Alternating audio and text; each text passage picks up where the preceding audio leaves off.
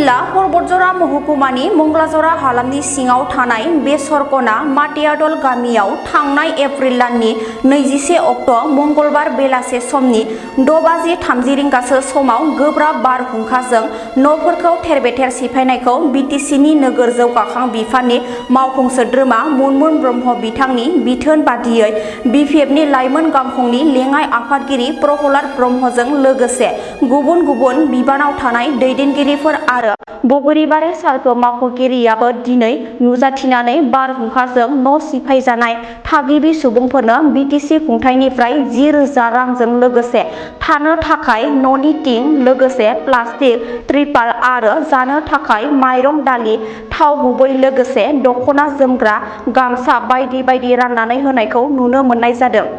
थिग बिनिनो दिनै बिटिसि सरकारनिफ्राय हेफाजाब अनसुंथाइ मोननानै बिटिसि सरकार खुंथायनिसिम गोजोननाय जासिदों।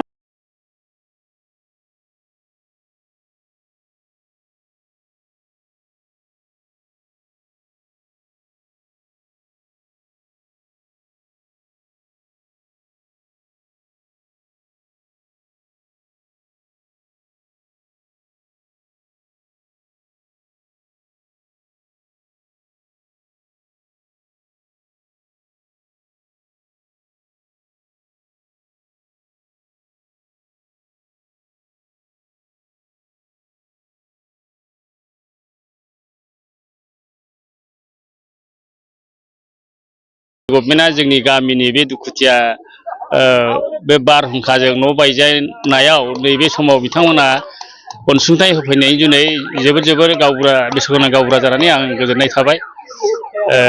दा बे समाव बिथांमोना दुखु जाल्लाखौ नायफैनायनि थाखाय रोजा रोजा साबायखर होनाय थाबाय मानगोनां सरकार बिथांमोननियाव। दा आं माथो बुंनो बेसेल' बुंनो हाया आं बायनो।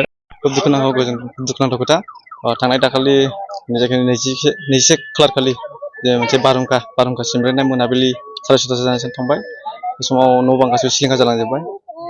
बिनि थाखायनो जोंनि बे परबतजरा बिसिडिसि बा मंगलजरा बिसिडिसिनि आन्दारावहाय जेनेबा मुनमुन बायद' जेनाखि जोंनि परबतजरानि एम बायद'आ जोंनो अनसुंथाइ एसे होदों जाखिनि हायो बेखौनो।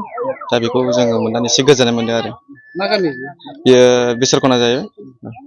मा फैखोमोन जों बिदिनो थिं मोनबाय त्रिपाल थाथ'नो थाखाय आरो त्रिपाल मोनबाय थिं बिदिनो रेसन बागेरा बायदिसिना गाननाय जोमनाय एसे एनै बेबायदि मोननाय जादों आरो। मुम्बाइखौ आं दा समाव बिदि दुखुनि समाव एसे गोजोननाय जासिदों आरो साबायखर जासिदों आरो गोजोननाय हेफाजाब होनायनि थाखाय।